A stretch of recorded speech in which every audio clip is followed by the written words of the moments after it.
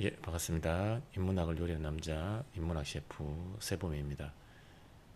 우리는 현재 문화 전파에 대해서 다루고 있고, 문화 전파라고 하는 것은 결국은 외부에서 어떠한 요인이 이 내부로 흘러 들어가서 문화가 변화하는 내지는 변동하는 방식이 문화 전파다.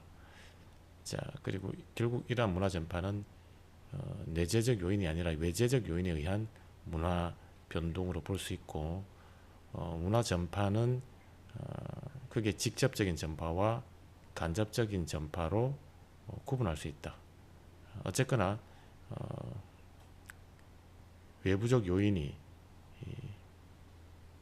내부로 이동하여 그 문화권 내부에서 문화 변동이 일어나는 것이 문화 전파인데, 이 문화 전파의 방식 중에서 가장 창의적인 방식이 바로 자극 전파라고 볼 수 있어요.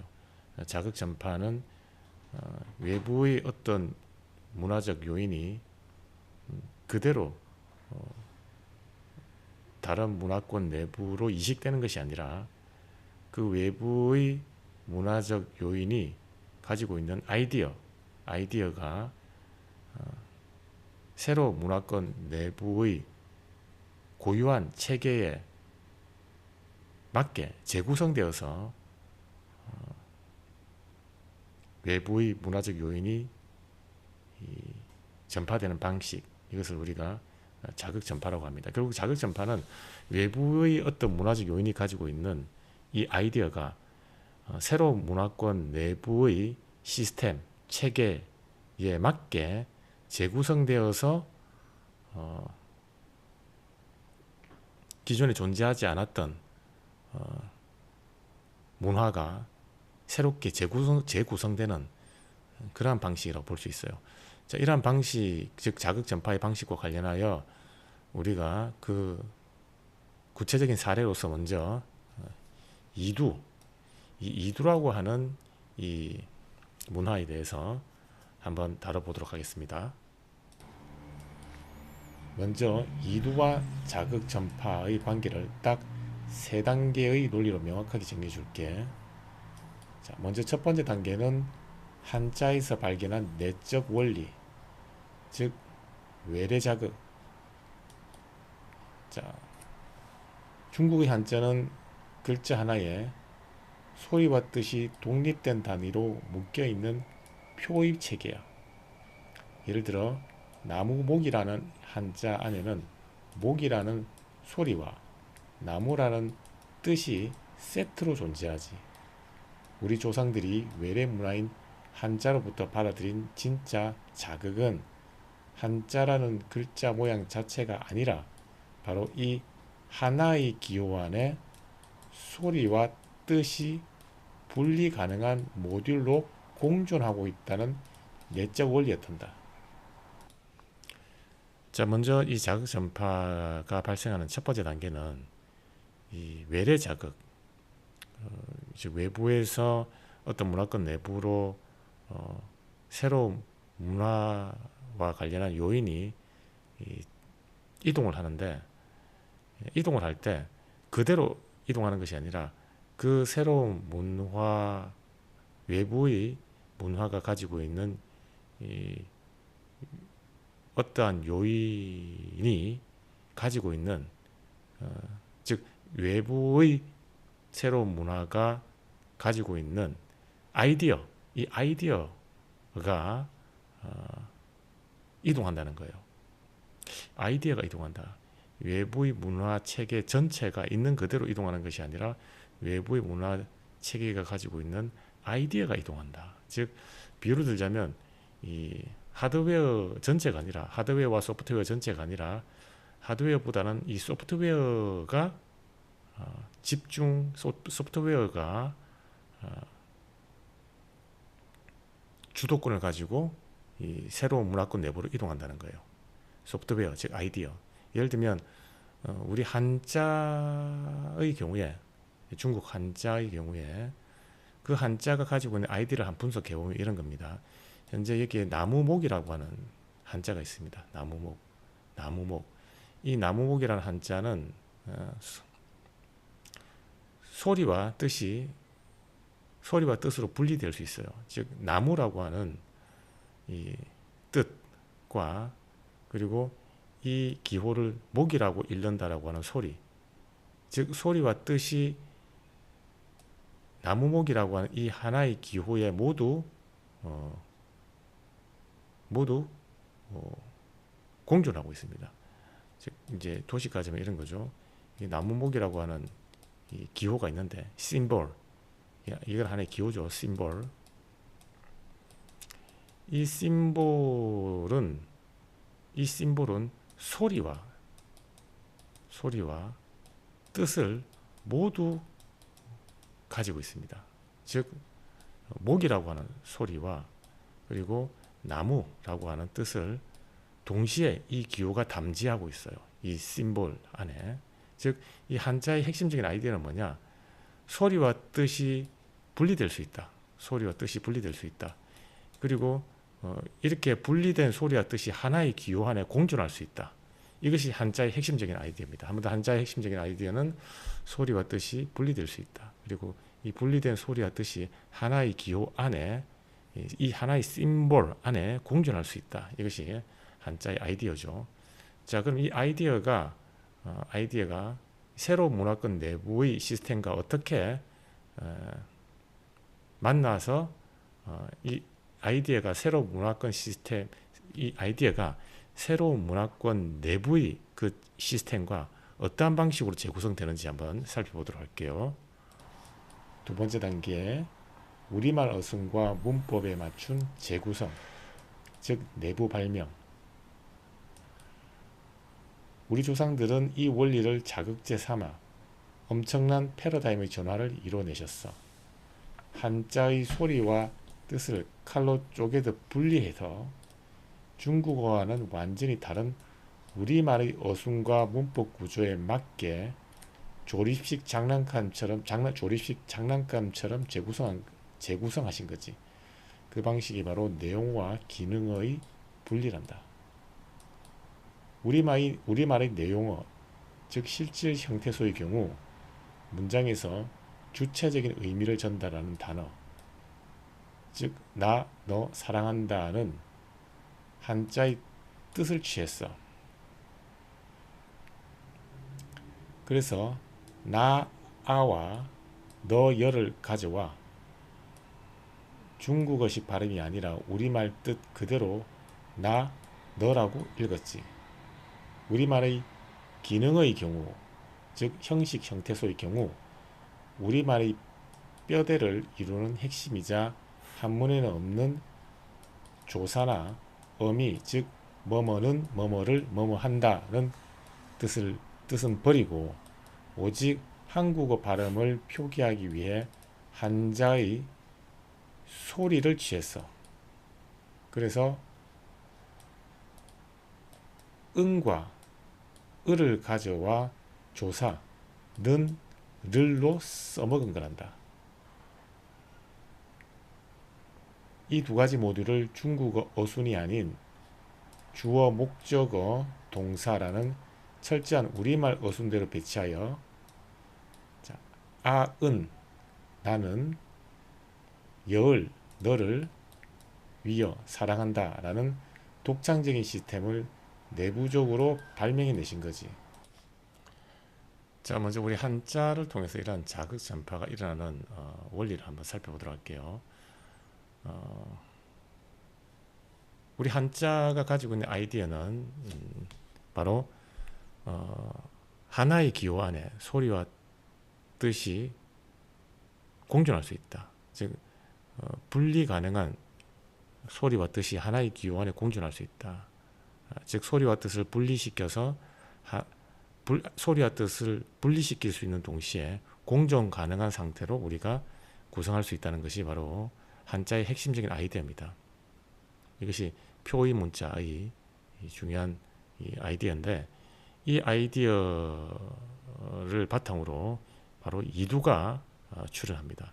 그럼 이두란 무엇이냐? 우리 먼저 이두에 대한 이해에 앞서서 우리말과 중국어 어순이 전혀 다르죠. 자, 마치 중국어는 영어의 어순과 비슷합니다. 주어 다음에 서술어가 나오고, 그리고 목적어가 등장하겠죠. 자, 주어 다음에 중국 어순은 주어 다음에 서술어가 나오고, 그 다음에 목적어가 등장한다. 자, 근데 우리말 어순은 좀 다릅니다. 주어 다음에 목적어가 나오고 서술어가 가장 마지막에 이렇게 등장을 하죠. 가장 마지막에 등장을 한다. 일단 어순이 다릅니다. 자, 근데 이러한 어순의 차이와 관련하여 이 중국어의 경우는 이 주어다, 서술어다, 이 목적어다라고 하는 것을 어떻게 구분하느냐? 바로 그 기호가 그 기호의 위치를 통해서 주어와 서술어, 목적어를 구분을 합니다. 그래서 어떤 기호가 가장 먼저 나오고 첫 번째로 나오고 두 번째 어떤 기호가 나온다면 첫 번째 나온 기호는 주어에 해당하고 두 번째 나온 기호는 서술어에 해당을 하는 것이죠.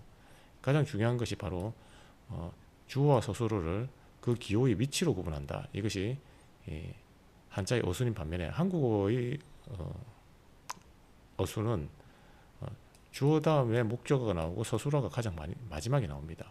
그러면 이렇게 한국의 경우는 주어다, 목적어다, 서술어다 하는 것을 어떻게 구분하느냐? 이러한 어순에 따른 주어다, 목적어다, 서술어라고 하는 것을 어떻게 구분하느냐? 바로 한국어에는 이러한 주어다, 서술어다, 목적어다라고 하는 것을 구분할 수 있는 그 문법적 그 장치가 바로 기능어인데, 이 기능어 역할을 하는 것이 바로 어미입니다. 은, 는, 이, 가가 어미로 붙으면 그것은 주어고, 뭐뭐다라고, 뭐뭐 한다라고 하는 어미가 붙으면 그것은 서술어고, 뭐뭐를이라고 하는 이 어미가 붙으면 그것이 바로 목적어가 됩니다. 그러니까 한국어의 경우는 주어와 목적어, 서술어 순으로 이 말의 순서가 전개되는데, 그것이 주어다, 서술어다, 목적어다 하는 것은 바로 이 어미라고 하는 것이 결정을 한다.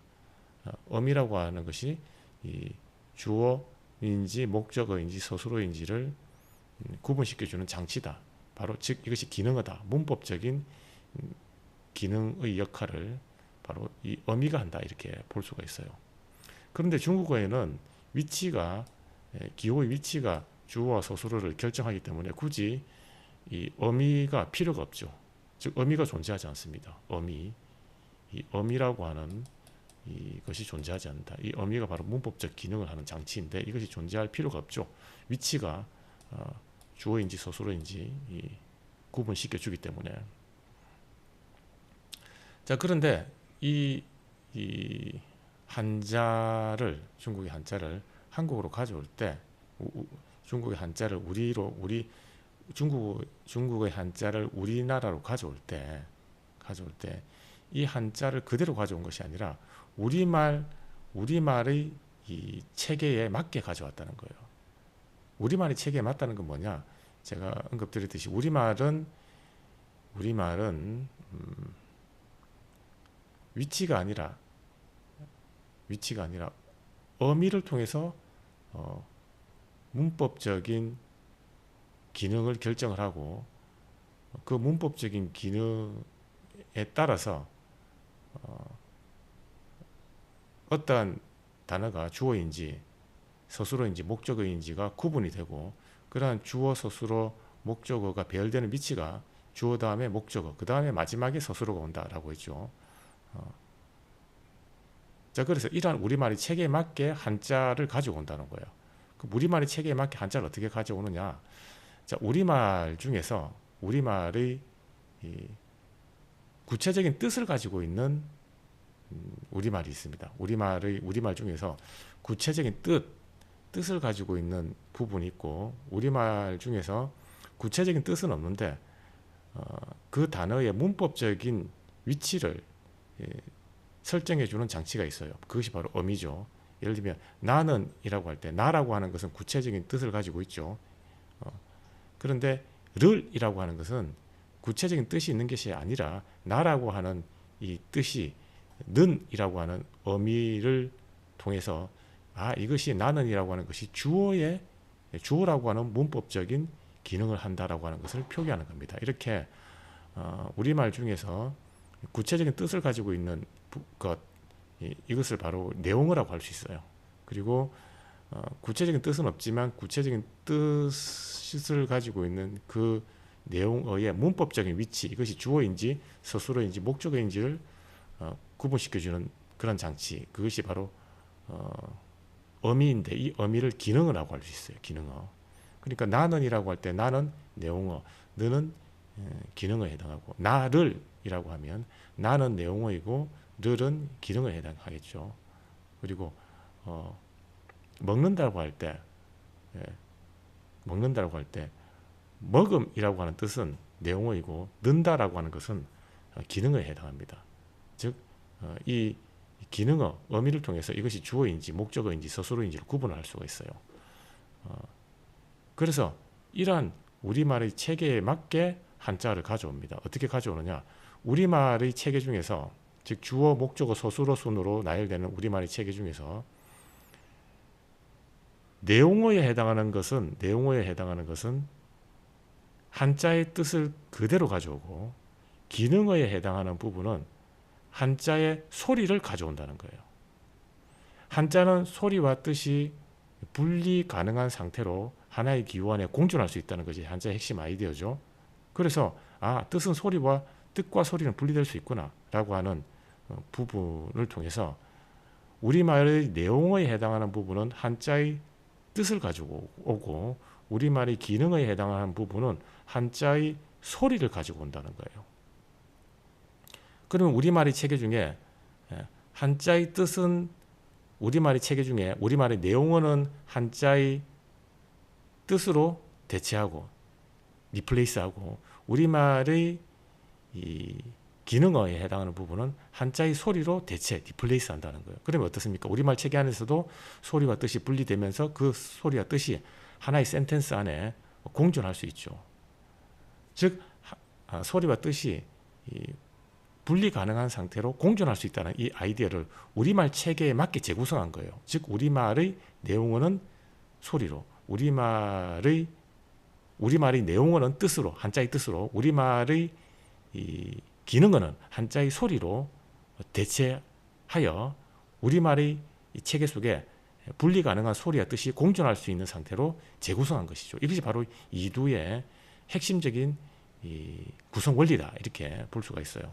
그래서 예를 들어서 나는 너를 사랑한다 라고 하면, 나는 너를 사랑한다, 우리말에 나는 뜻을 가지고 있죠. 뜻에 해당하죠. 이것이 바로 내용어입니다.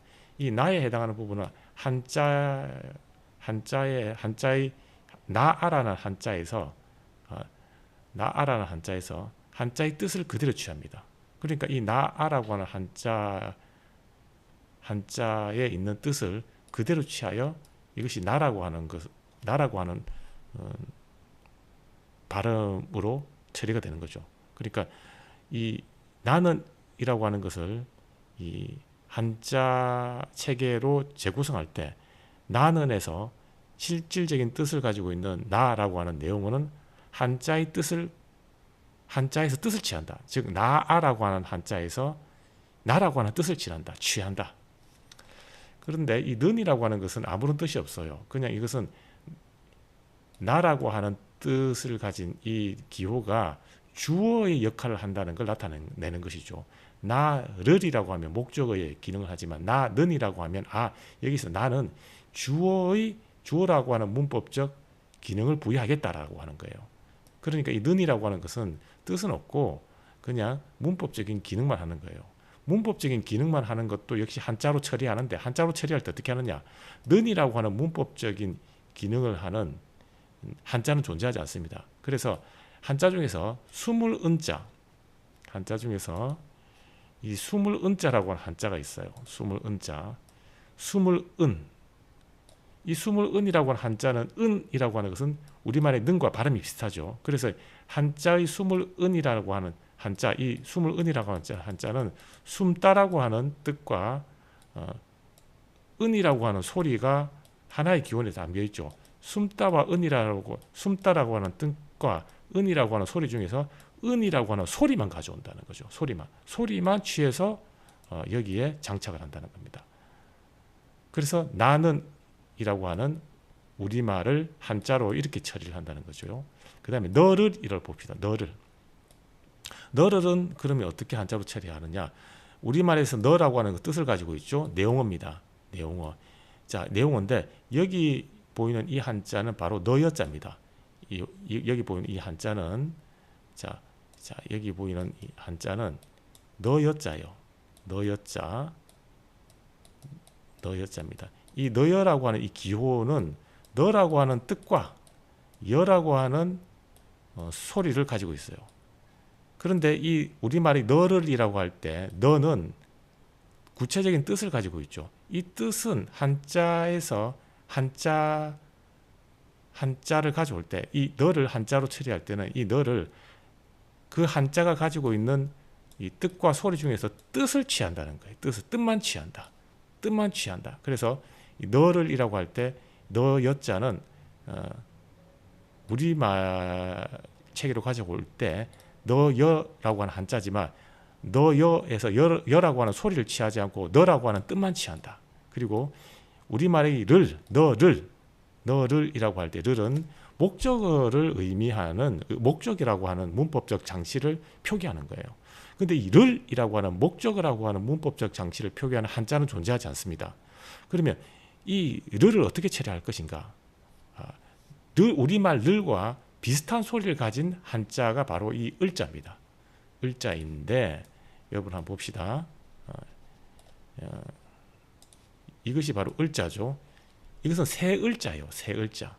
자, 그러면 이제 도식을 좀 하자면 자, 바로 이것이 새을이라고 하는 기호인데 이 기호는 새라고 하는 뜻과 을이라고 하는 소리를 모두 다 가지고 있습니다. 소리와 뜻을 다 가지고 있죠. 자, 이 새라고 하는 뜻과 을이라고 하는 소리를 가진 이 기호 중에서 이 기호가 가지고 있는 새라는 뜻과 을이라고 하는 기호 중에서 우리말 체계에 맞게 가져올 때는 뭐만 가져오느냐? 바로 을이라고 하는 소리만 가져온다는 거예요. 소리만. 그래서 르리라고 하는 우리말의 어미 체계에 맞게 이 한자 새을이라고 하는 한자의 소리만 가져오더라. 소리만. 그래서 너여자와 새을자는 너를이라고 하는 우리말을 표기하는 방식이다. 이렇게 볼 수가 있어요. 자, 여기서 알 수 있는 건 뭡니까? 우리말 체계는 내용어와 기능어로 이루어지는데 내용어는 뜻을 가지고 있고 내용어와 우리말 체계는 다시 하겠습니다.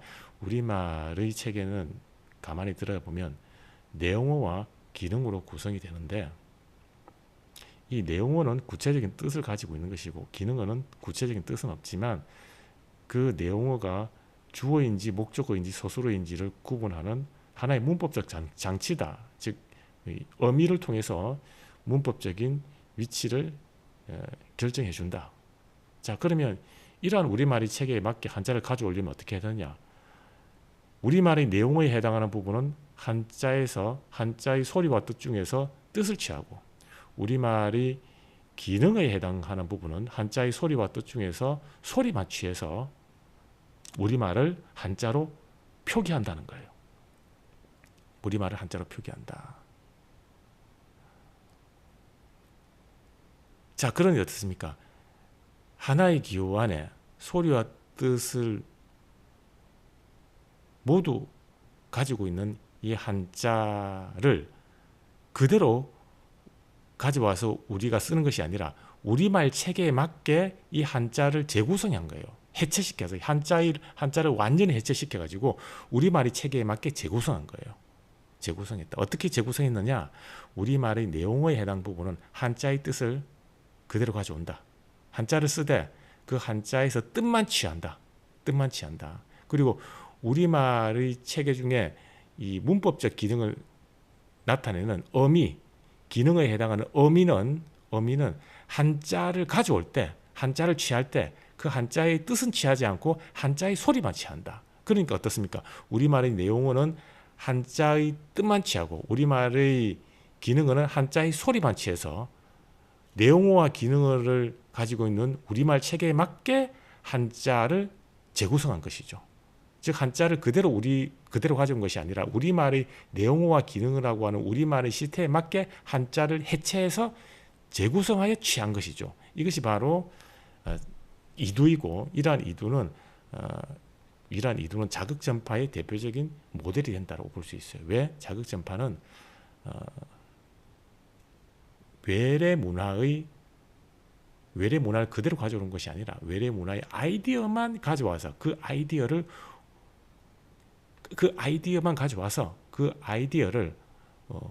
원래 우리 고유의 문화가 가지고 있는 시스템에 맞게 해체하여 재구성하게 됩니다. 그렇게 해서 기존에 존재하지 않았던 이두라고 하는 새로운 언어 시스템을 발명해내는 것이죠. 발명해내는 것이다. 이것이 바로 자극전파의 케이스에 해당하는 이두라고 하는 이 언어 시스템의 원리다. 이렇게 볼 수가 있습니다.